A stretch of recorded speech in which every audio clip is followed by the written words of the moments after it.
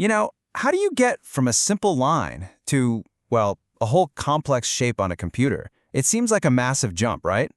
But the secret isn't just drawing more and more lines. It's about a total shift in thinking. So today, we're going to dig into this really cool idea in generative geometry, how it uses pure logic to basically force shapes to exist. All right, here's the plan. We'll start in the simple word of lines, then see why it's actually a trap. After that, we'll find the blueprint to escape, unlock the 2D plane, and even learn how to build blueprints from other blueprints. And finally, we'll check out the magic solver that pulls it all together. Okay, so let's start at the very beginning. I want you to imagine a totally blank canvas. The source material calls this a logical space, which is just a fancy way of saying there are no coordinates, no grid, nothing. It's a world of pure ideas. And in this world, we've only got two basic tools to build with. First up, we have the instance. Honestly, the easiest way to think about it is just saying, hey, something exists right here. Boom. It's a single dot, a point with no size. That's it. In the code, you just write wonky A, which is basically just asserting that this thing, A, now exists. Okay, so we have our dots. What's next? Well, our second tool is the relation. And it's exactly what it sounds like. It's the rule that connects our dots, our instances. So if an instance is a point, the relation is just you drawing a line between two of them. It's that first connection, the first link in a chain. And, this part is pretty straightforward. You can just chain them together. Connect A to B, then B to C, C to D, and on. You're just building a path, one step at a time. But, and this is a big but, there's a huge limitation to doing it this way. And that limitation, that brings us to what I call the dimensional trap. Because when you just connect points one after another, you kind of hit a wall, a very, very flat wall.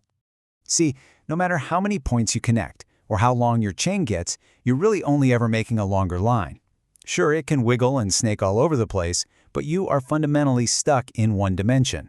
You can never, ever close the loop to create an actual 2D shape with an inside. So that's the puzzle, right? How do we break out of this 1D trap?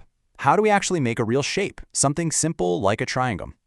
Well, the answer isn't to just add more lines. It's a totally different way of thinking. And that different way of thinking is a super powerful concept called a model. Now, this isn't a drawing or an object. Think of it more like a blueprint, but a blueprint for logic itself. So what is a model? It's basically a package of all the rules, all the relations for a shape. But here's the absolute key. They are all applied at the exact same time, simultaneously. So it's not the shape itself, it's the idea of the shape, the logical rules, all bundled up and ready to go. The original source material actually puts this so perfectly. It says a model is un pattern astratto di istanze, an abstract pattern of instances. And that word abstract is everything here. We're not defining the drawing, we're defining the logic. Yeah, I love this analogy. Think of it like the DNA of a shape. Or maybe a recipe. A model for a triangle doesn't actually have a triangle in it.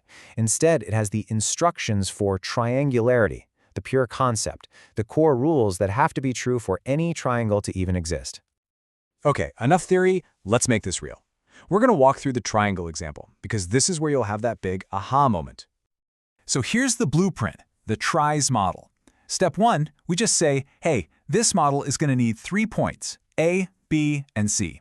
Step 2, we package up the rules. Connect A to B, connect B to C, and this is the critical part, connect C all the way back to A. Then for step 3, we unleash all those rules at the exact same time. And this is what happens. The source says that applying the model creates a complex relation that can develop in the plane.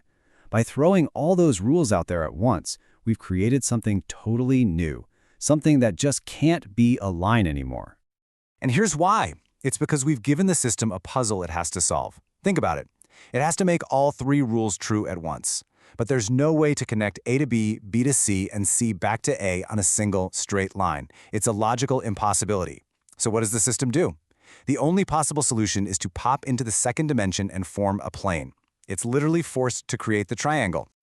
Okay, so once you get that, the next part is just mind-blowing, because this whole idea scales up like crazy, from one simple shape to, well, almost anything. You can now treat that TRIS model like a Lego brick. You don't have to reinvent the wheel.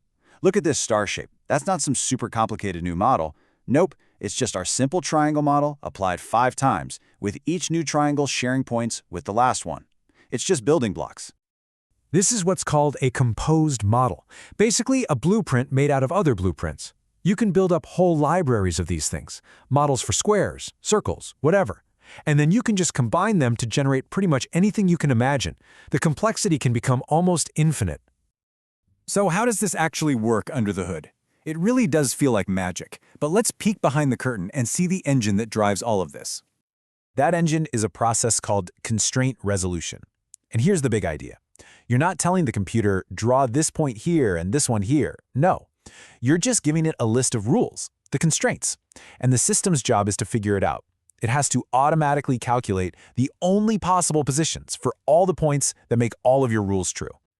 This is such a critical shift in how we think about this stuff. We're not giving it drawing instructions. We're giving it a definition. We're just declaring, logically, this is what a triangle is. The system isn't drawing. It's solving. It's like a detective finding the one and only solution where all the clues in your blueprint line up perfectly. So the big takeaway is this. By defining the logic of a shape, we literally force it to exist. The final geometry you see, it's just the unavoidable result of the logical rules you set up in the first place. And that leaves us with a pretty wild final question, doesn't it? If any shape, no matter how complex, is really just a set of logical rules, then what kind of new forms are out there, just waiting for someone to imagine their logic and define them into existence?